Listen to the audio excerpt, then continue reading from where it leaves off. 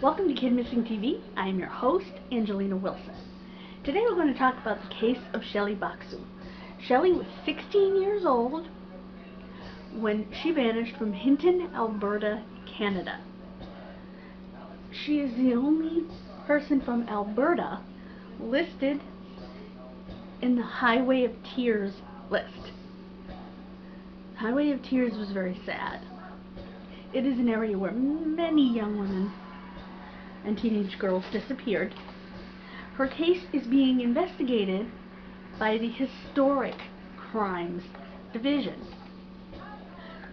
of the Alberta Royal Canadian Mounted Police, or RCMP. The RCMP, if I could equate it to something in the United States, it would almost be the FBI.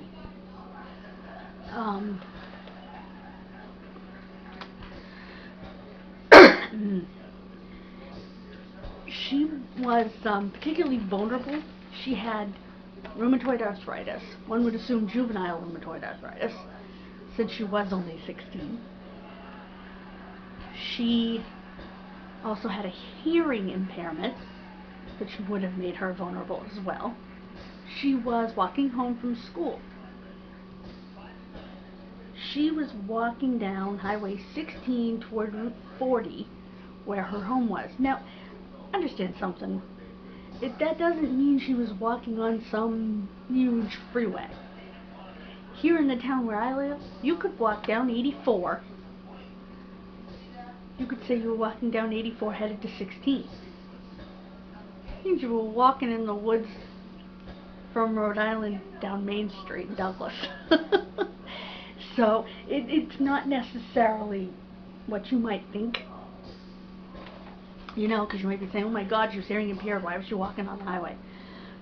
That might be what she was walking on. Something like that.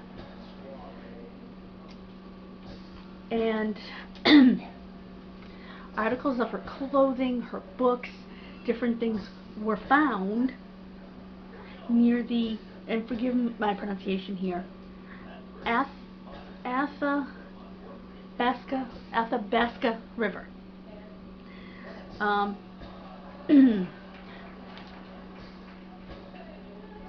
She was seen being approached by a blue van with British Columbia plates. She is the oldest cold case in Alberta, which is amazing because she disappeared on May 3rd, 1983, and we have cold cases way the heck older than that. I also found it interesting that the Historic Crimes Unit was investigating. I think we need a unit like that. It's different from a cold case unit, because a cold case unit you could stop it at 25 or 30 years and then go to a historic cases unit, where you would have dedicated detectives who believe in these older cases, you know, ones that want to do that, involved in those types of cases. And I think you might be surprised with the advent in technology and whatnot, what we could accomplish if we did that. Her case is being investigated, as I mentioned, with the Highway of Tears cases, and with the cases of Stephanie Stewart in 2006 and Deanna McNeil in 2013, as they believe the cases may well be linked. Now, Shelley was wearing a ring with a green stone and opal earrings and a necklace with 2 red hearts.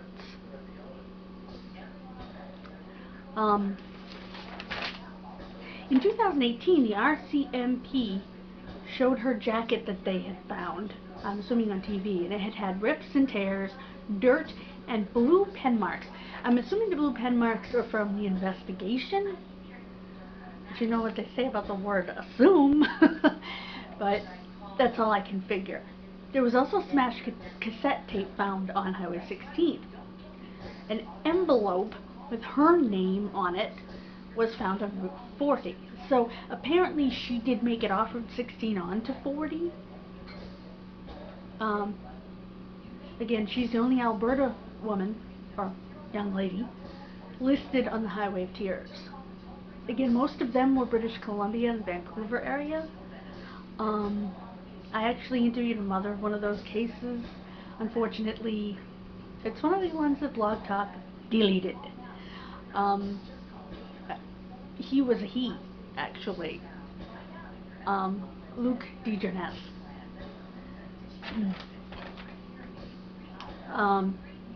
Unknown DNA was found at the scene of her items. Sadly, about 7 years ago, her brother died of cancer. So now her mother has lost 2 children. So sad.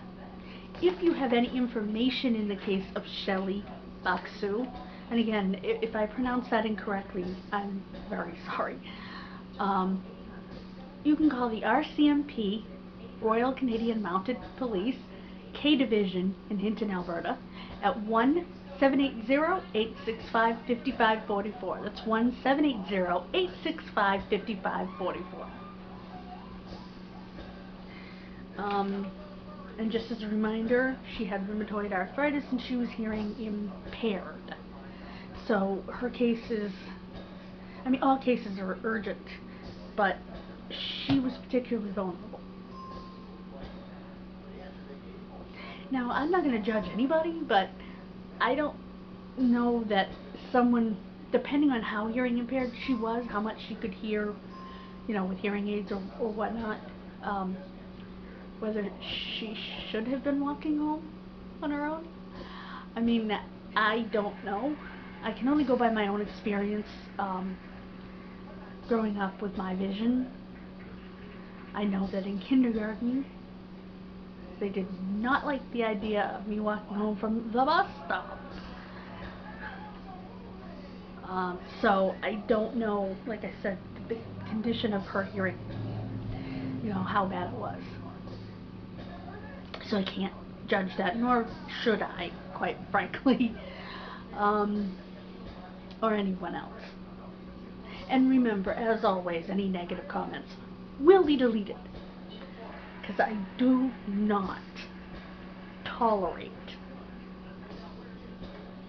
negativity toward my cases, toward me, toward victims, families, anything.